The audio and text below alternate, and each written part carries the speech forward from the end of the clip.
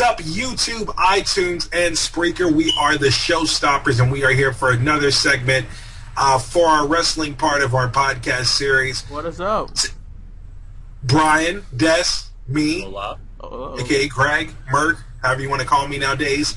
We're going to go ahead and touch a few topics here. Mainly, I'm going to go ahead and throw a curveball for you guys. We're going to go ahead and talk about the state of wrestling as of today. We're going to go over where the product is at, where could it possibly go. We'll go ahead and touch a few bases for Raw. We're going to go ahead and see collectively what do we all have and what is WrestleMania 31 going to even look like, including Royal Rumble. We got a lot of things to talk about here. Now, clearly, Bryan, Raw picked up a lot much better than what last week was. Anything, I mean, it's not that hard to top it, but, I mean, a lot of key points out of that, I would say.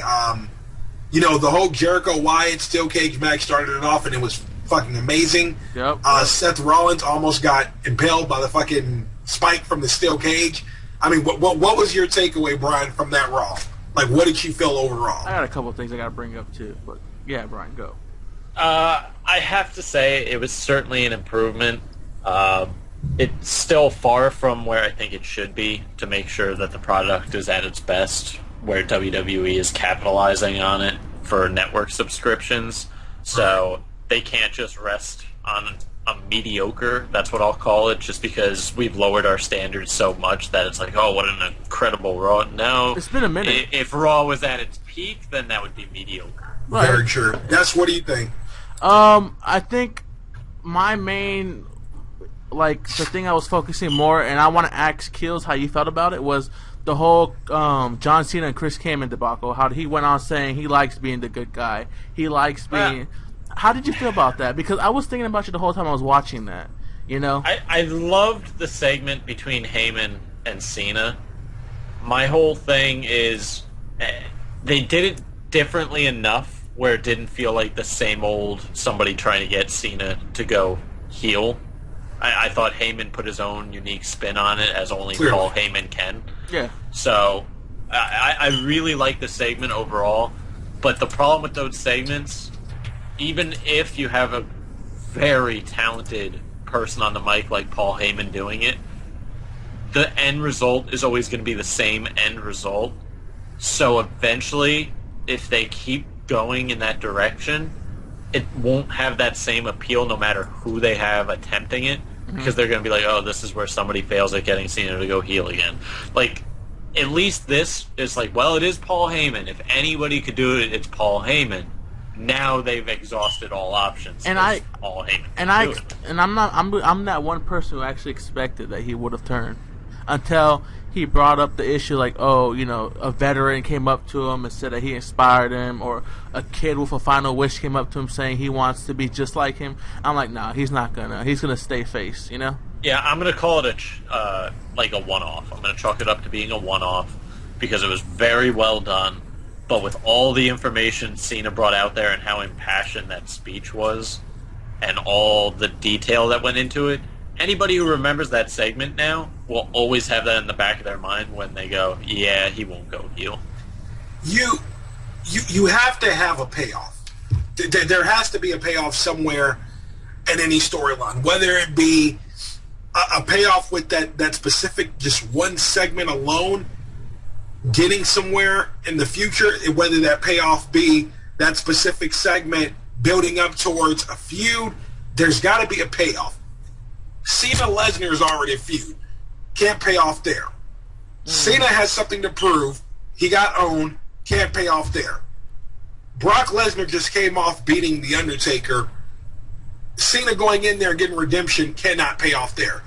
There should have been an ultimate goal there, but behind the whole reason of that. And here's where it ties into the whole state of wrestling for WWE where they are now. Because we've said this 100 times, guys. They have the talent. They have the talent for a great change of pace, I should say. It's to the point of where I don't ever see that change of pace happening as long as Cena stays consistent. Right. It's never going to happen, because it's always the one thing about where Raws go so still. And once more, I'm a huge fan of Cena, but I'm a realist. It comes down to the fact that Raw can be perfect, and when it comes down to a Cena promo, yeah, they may have a good exchange of words. Yeah, he may hint at something to where he's going to go quote-unquote heel, but at the end of the day, it's him saying, this is what he's going to do, this is what I love, the whole making wishes, stuff like that. I mean, that's what it always comes down to, and that stales out not only Cena, but the rest of Raw. That's why that segment was good while Heyman had the mic. While Heyman had the mic, yeah. The moment he handed it to Cena, it became just another Cena. It was just another. And Kills, I know you don't like Cena at all, but do you at least respect the guy? Honestly. Here's my stance on Cena. I don't hate John Cena. I hate what John Cena's become. Right. Because I remember when John Cena every week would come out and do something different. Even if it was his whole same routine where he'd rap about somebody, the rap was always different. He always had something unique to offer. And when he had a mic, you weren't quite sure what he was going to say. He was controversial. I loved that Cena. Yeah. Then they are like, hey, this guy can be the face. The moment he became the face of the company, he just became the same old John Cena week after week after week. And over time, it got worse and worse, where it just became even more vanilla and just the same. It became overplayed. That was the issue. Like, they couldn't change it up. But to answer your question about do I respect him, I respect the amount of time he puts in for the company. I respect the time he puts in, just making those wishes and all that stuff he talks about. Is he a great face of the company? Absolutely.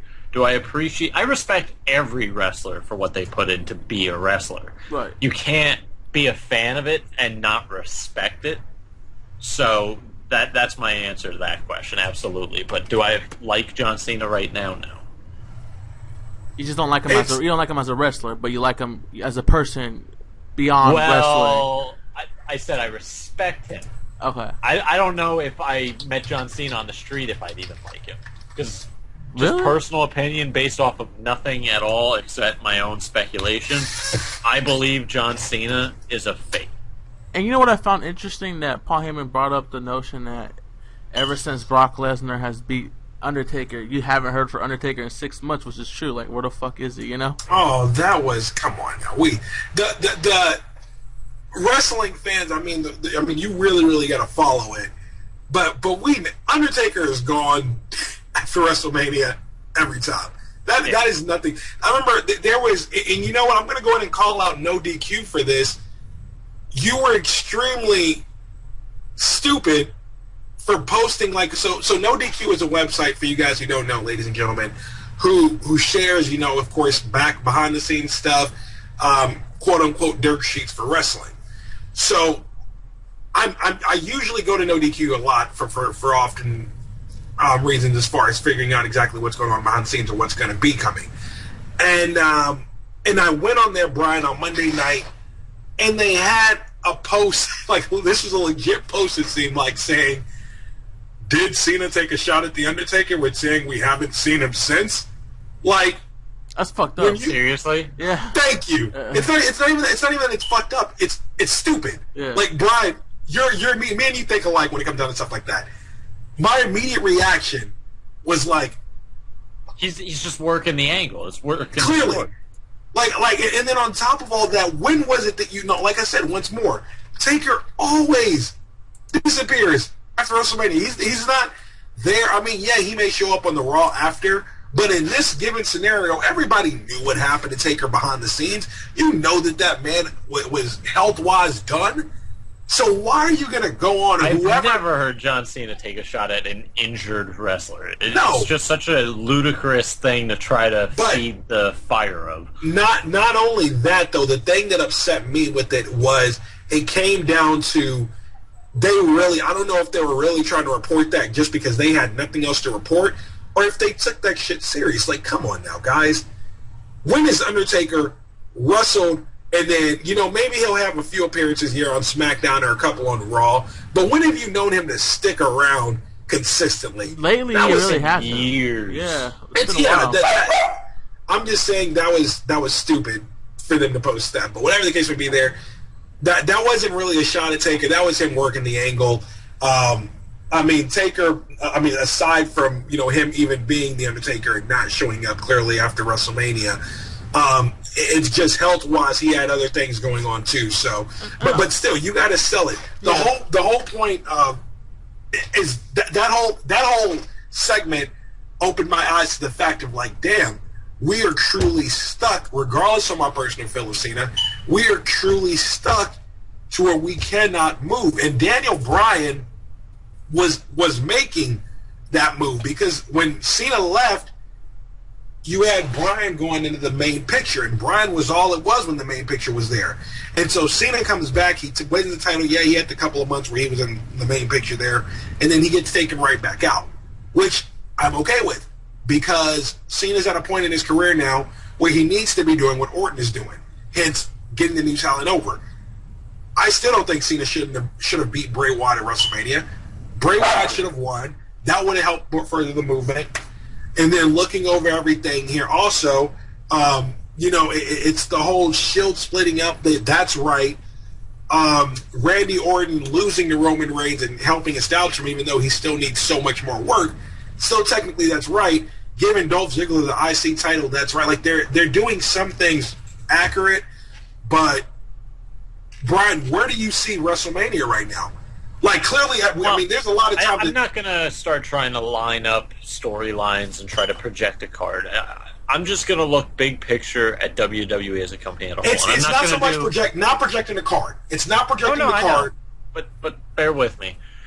And to say the state of wrestling, we're going to narrow it to just the state of the WWE, because we don't have time to go into the mess that is TNA and all the drama going on in ROH, because ROH has its own shit going on, or AAA and all that nonsense.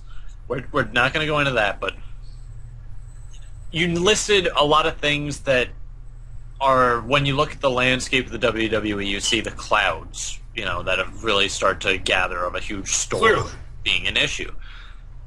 On Raw this past Monday, I saw a silver lining. And the silver lining was they took a real chance for WWE. It was, for us, it wouldn't be a no-brainer decision, but for WWE, they went outside their comfort zone and put NXT superstars on Raw in a match. Oh my god, yeah, I saw that. That was crazy. Yeah.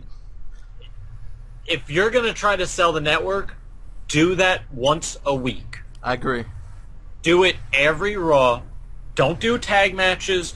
I'm not saying give them 15 minutes, because even though we would love to see them get full spots on Raw, using it as a teaser makes more sense for the network.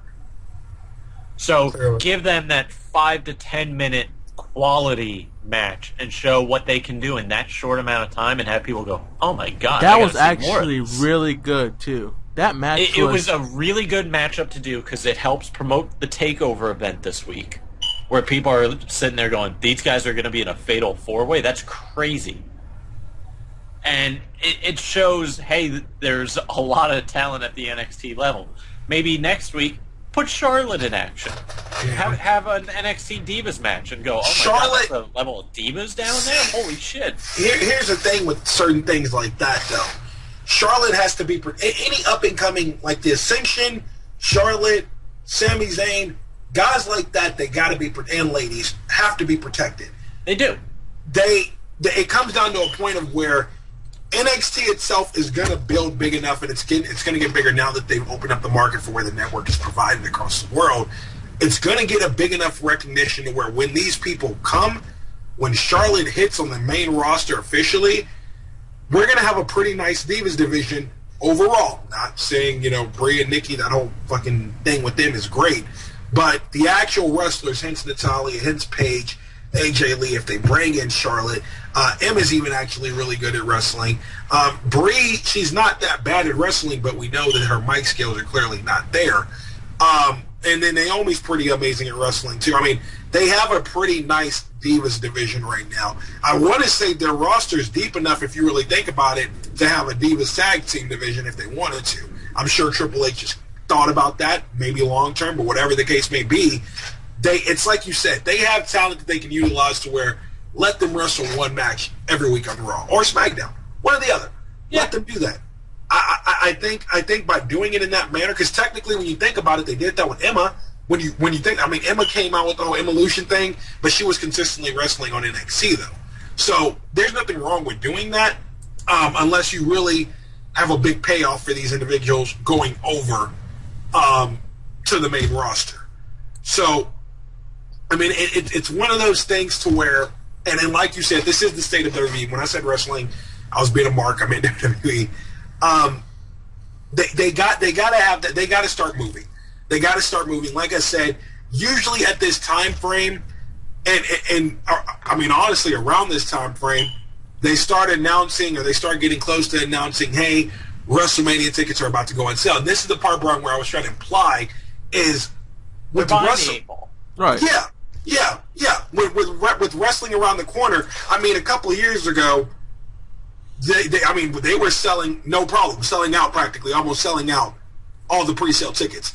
They're not going to do that. I'm going to project they're not going to do that this year. The product is not strong enough right now to do that this year. And then you're going, once more, we've talked about this before, going into the bigger scene of things, you really got to get that ball moving. And hopefully, word, and if anybody who doesn't know this, Daniel Bryan is apparently not needing a second surgery. He'll be back by January. Yeah, he'll be back by January, yeah. Yeah, they're trying to push for Survivor Series. I mean, they said he's regaining strength in his arm, which is awesome. And if that's the case, that's going to be a huge, huge help, because the star who was going to push us or bring us to that next level, it's not Roman Reigns, it's Daniel Bryan. Yep. Hey, we all three of us know that it's Daniel Bryan. Now, and the issue you run into if he comes back too soon, and I know not many people have said too soon. Yep. But the thing you'll run into is they can't just then all of a sudden throw him right back to where he was and send him again, feed him to Brock Lesnar. Absolutely no way. It makes zero sense. Because if you have him beat Brock Lesnar, it's unbelievable. It's not a believable storyline because you're talking about the guy who defeated The Undertaker losing to Daniel Bryan. No disrespect to Daniel Bryan, but you need a more believable go-between. Somebody that you could believe knocking off Lesnar, but that you could easily see Daniel Bryan upsetting and getting the belt back. I can see Daniel Bryan beating Lesnar. I can. But it's the transition on how they do it. This is the only part, because you said it best. You cannot rush this. Cena, every time he came back, rushed. And that's probably a majority of the reason why he got so stale. Guys like Randy Orton and them, or I should say one of the reasons why he got so stale. When Randy Orton was injured, Orton was never immediately rushed back. Orton was going for months and months and months, depending on what his injury, the concussion, all that stuff. Like, he took a while to come back. And Daniel Bryan, they need to do that same thing with. They need to make it to where Daniel Bryan is not 100 but 150%. Give that man that you don't need him until it comes to WrestleMania season. Hands down. If you throw him in right now, you could hurt his momentum even more than what it possibly already is right now, because he left at a bad spot in his career. He did. He was at the top of his game, and it sucks so much to see that man had to give up his title and had to go through surgery and then have to wait on the sidelines this amount of time, right, because he has to come back and build all that momentum. Now, WWE should be smart enough to market him, put him back out there, do what he needs to do, because he's clearly good enough to be that next front runner. Make-A-Wish loves him. The crowd loves him. He can do media appearances. And honestly, all he really got to do is just put him on the mic. And, honestly, it'll make Raw so much more better. He has every aspect he needs is there. With Total Divas as well, I'm not even going to lie. Total Divas technically helps him. I mean, it's common sense. That would be the next kind of transition. Is he has an arm injury, right? Right. Right. Well, neck. Neck.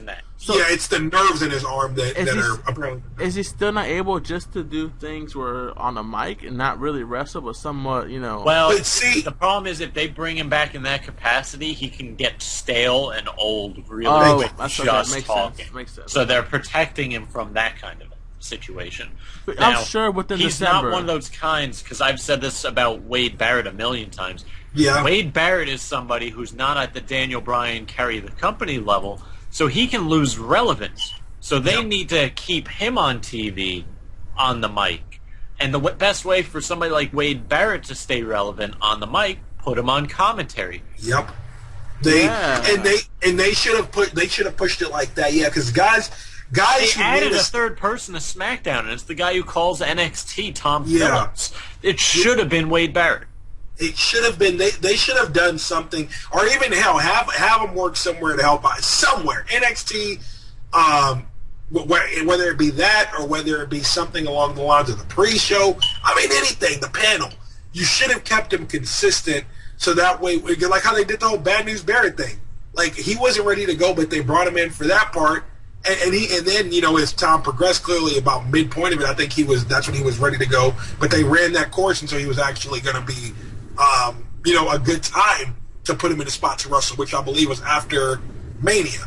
So you got to keep things like that into consideration, like you said. Guys like him, guys like Ziggler, Cesaro, hell, Dean Ambrose, things like that. Those guys need to stay relevant right now because they're on the rise. If you want to talk about the lead up to WrestleMania, this is how I play it out in my mind anyway, is how if it makes sense, it would progress. You have Lesnar as champion now. It's going to happen. He's going to be champion still. I think so. Yeah, he's going to be champion all the way to WrestleMania. Yeah. So then you're talking about a real tight window after WrestleMania. Now, the thing we have to keep in mind is Mr. Money in the Bank. It's not that far after WrestleMania that Money in the Bank comes up, and then all of a sudden that 1 year expires. So you have to then put Lesnar up against somebody who you could see inflicting just enough damage to wear Lesnar down, where it would make sense where, okay, Seth Rollins cashes in. That's believable here. Then, boom, you have your magic transition to Daniel Bryan and Seth Rollins, which would be an amazing rivalry. The way they did the Money in the Bank, I think you can go up until the next year's Money in the Bank. I think it's a year. So, but you're still right though. That window is not big, and I don't think given if you're putting Seth Rollins with the likes of Triple H and the Authority and stuff like that, you're not going to have if he loses his cash in for Money in the Bank like how Damian Sandow did pretty much there. That'd be fucking retarded. So everything they've done, everything they've done with the Shield at that point would be nothing. It would be absolutely nothing. It has to be Seth Rollins makes that cash in memorable. That, Bryan, what you just said with the whole Lesnar, or even if they do Lesnar Reigns and Reigns wins and then Reigns gets his ass. I intentionally did not have that scenario just because I think it'd be a terrible WrestleMania match. I don't think Reigns is ready for that kind of match yet to main event WrestleMania against Brock Lesnar for a title. Come on.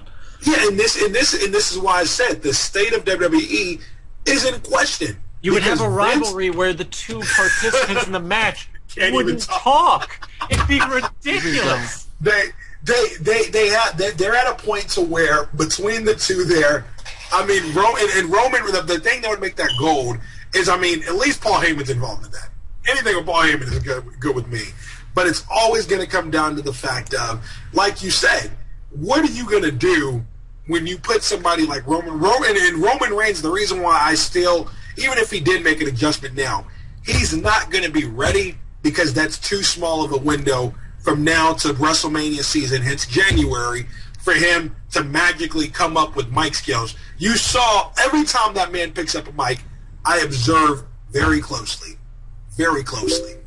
When he works that mic, he is scared. When he works that mic, he tries to say as little as possible. And when he works the mic, he tries the whole selling I'm the badass thing too much. There's only one person who can sell that, and that's Stone Cold Steve Austin, who can work the mic and sell being a badass. That is the only... Oh, and CM Punk, sorry. And CM Punk. Those two are the only ones who can do that. Roman Reigns, you got the look, you got the size, man, but when you pick up that mic, the first time you say a word, dude, you're boring. It's what? Randy Orton's plan, so what about Randy Orton's plan? That's pretty much all he said on that interview. Like, if you watched the Bryan Desk, you guys know. That's all. I would have watched it, but I fell asleep during it. How do you guys feel about the Jerry Springer and the Bella Twins? I don't even want to dedicate any time to it. Is it that bad? I didn't get to watch it. I missed it. I'm gonna say it got to the point where at first I was like, okay, they're not gonna. I was wrong. That's exactly how it went. Because as soon as they called out, like I believe the video with their dad and then the mom, and they bring out the brother, and then Jerry trying to sell like that angle where he, where he sprung his ankle or something like that, or twisted his ankle. I was like, oh my god, dude. Whatever the case may be, when you look at situations like that, just overall, where they are right now, they have a lot of reaction. They got to bring in the Ascension. You got to bring up Sami Zayn. You got to bring up Tyson Kidd. Tyson Kidd is doing great right now. Let him win that NXT championship around Royal Rumble time, etc. Put him on the main roster again. He's a great heel.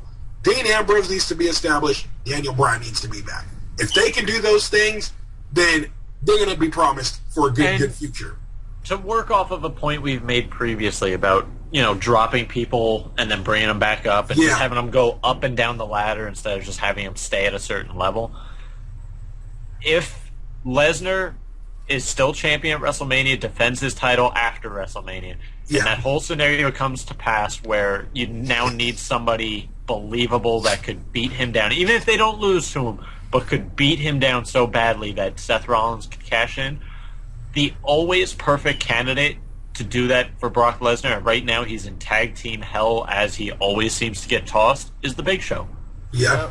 If you don't drop the Big Show as often as you do, from that menacing, gonna knock everybody out, can't be beat monster, to being the joking, laughing, haha, I'm in a tag team with Mark Henry giant, you have a much stronger card. Who cares if Big Show's in the tag division with Mark Henry? Who cares? There's other more legitimate tag teams. I was just about to say that. They're not needed there. I get they're trying to pass time, but they can. I prefer Heath Slater and Titus O'Neil being thrown together because they're hilarious. And Mark Henry and the Big Show, who are just awkward. You know what they should have did? Another cool angle there is they could have made it to where Big Show was just supporting Mark Henry with him going against Rusev. That could have helped Rusev, and they could have stayed away from tag team. And if they really are going to sell, because you have him beating the Wyatts. Why? Yeah, I mean, you know who else would have been another good candidate for Brock Lesnar that would have made sense? Even Mark Henry, technically, when you think about it, would have been a decent feud with him. The Hall of Pain. Yeah, because Mark Henry, we know he can work the mic. We know for his size, he's not a bad wrestler. It would have been an interesting bout to see. If they have him beat Rusev and cut through him, and then they separate him from Big Show, it's still possible. It's still possible, yeah. They got. He's in a position. Big Show's often, I'm in your corner. Who cares? Yeah, because you got to look at it like this. Lesnar needs an opponent, and he's gonna whoever. Pretty much this how it's gonna go. Night of Champions, Cena is gonna lose again. Wherever that takes. If Cena comes back with that same bounce back bullshit after losing to Lesnar, who is the one behind the one and 21-1, then what is the purpose of Cena anymore? If that's the case, just throw him out there, have him wrestle a fucking fan, and you can still put him over as one of the greatest stars, because that's the relevance that it's going to get to. And we're going to start a petition on that petition website. Was it change.org or whatever? You won't. Yeah. No, we'll start a petition. We'll see how many signatures we can get. And the sole purpose of the petition, a Cena heel turn. It's just it's gotten so bad. It's just like even for me. And I want to support this man so damn bad because I know you love his shirt. Can he still go heel and yet the fans still love him? Yes. If Cena wants a little bit more time in this company, he needs to do that. He needs to do that because as long as he's face, how are they this is how I look at it. When they made this whole adjustment for passing the torch, there was nobody else who could have been a big megastar when Hogan was face. Nobody. And then Hogan left, and that's when we got Bret Hart. That's when we got Shawn Michaels. And then when Shawn Michaels hurt his neck, guess what? Shawn Michaels would step out the picture. Or his back, step out the picture. Bret Hart got pissed off, left. So who do you have next? Stone Cold Steve Austin took that ball and he ran with it. So Stone Cold's doing his thing, building around the Attitude Era. What do you get out of the Attitude Era? The Rock. Stone Cold stepped back. Let The Rock be. That's what I loved about the Attitude Era. The Attitude Era revolved around, but see, the heels were even established. Triple H, at the time when Taker was the Ministry of Darkness, Taker was so wrong. But that Taker, you had Mankind, you had Big Show when he came in with Shane. they were still doing so many things, but that mega star for each of those eras stepped back. Because there wouldn't have been no Rock without no Stone Cold. We've heard that several times from a lot of people. Very true. I mean, you had to have it to where Stone Cold was a good enough businessman to know he's not going to be in here for the long run. They need somebody else to help build. That's where The Rock came in. Rock left. That's where Brock Lesnar, Cena, Batista, or, things like that. And now we're just stuck in a shift where we're not getting those big stars every year or two. We're getting maybe one or two depending on what the time is, hence CM Punk and Daniel Bryan. That's it. And I feel like WWE is too quick to push the panic button finding those guys where they pass on guys who could be that guy. Who could be that guy. Drew McIntyre potentially could have been that guy. And what makes it worse is you see these guys go to the indie circuits and they're great. They are so great. And then you look at it and it's like, well, why didn't they do that in WWE? Then you remember, because they didn't have any say. WWE's system says, no, this is how we do it. We're right. We know what's best for business. Not taking a shot at Triple H. I get that man is doing great things with NXT, but overall, they got to change that up. At the end of the day, they need to go ahead and make it to where if Cena loses at Night of Champions, that's where Cena takes that departure, or that's where Cena goes out of the picture, or that's when Cena goes heel whenever he makes a return. It's one or the other. How about Cena just goes into put-over mode? Where you can have legitimate rivalries. We've tried that. We've tried that. No, but we haven't. I mean, really commit to put-over mode. Not where he loses a match and you go, oh my god, he's putting someone over, then comes back and beats him. 3 weeks later. I guess that's what I'm saying to the point. That's his put-over mode. I'm talking about real put-over mode. But see, given where he's at now, I don't see that happening because there are so many stars like Wade Barrett with Nexus, like Bray Wyatt, who should have topped him. And for whatever reason, no, Cena had to get the upper hand, and Cena did not need the upper hand. That I don't. Given where we are now, that has tried to be done so many times. Maybe Lesnar is the first step. Maybe this is the one he can't overcome, and now it's just that slope of put-over mode, which I'm okay with. Then I respect them even more. Yeah, because that can come with the change. Yeah. That can honestly come with the change there. Because if it doesn't happen now, there will never be put-over mode, John. And just imagine how they could sell that. So let's say they do that angle, and let's say, okay, Cena loses to Lesnar, he's trying to get his mojo back or whatever, right. Goes against Rusev. Rusev crushes him, okay? Tries to get his angle back again. Rusev crushes him. Goes against Roman Reigns. Roman Reigns crushes him. So Cena's backed up against the wall because he keeps losing. So that's a perfect opportunity to make that man heel. That's a good way to do it too. So it all depends. At the end of the day, wear him down over the course of a year and a half of just losing to these up-and-comers. Cena realizes he has to change. How does he change? More ruthless. So then you can start to elevate him back up to winning. Hell, give him a couple more titles. I'm okay with heel Cena getting belts again. The key is then he has to then drop those belts to face up-and-comers. And then you have a perfect cycle that's healthy where you can have Cena up top towards the top of the company, but he's not stale, and he continues to build the youth. And you still have the Make-A-Wish still going strong with guys like Daniel Bryan. That's all I'm saying. Because that's what they're worried about, merchandise and Make-A-Wish. Right. Daniel Bryan will be just fine there. Trust me, he will be just fine there. They need to stop being scared of that. Roman Reigns is not going to get the job done. That's the end of the story. Oh, yeah. What's his shirt going to say?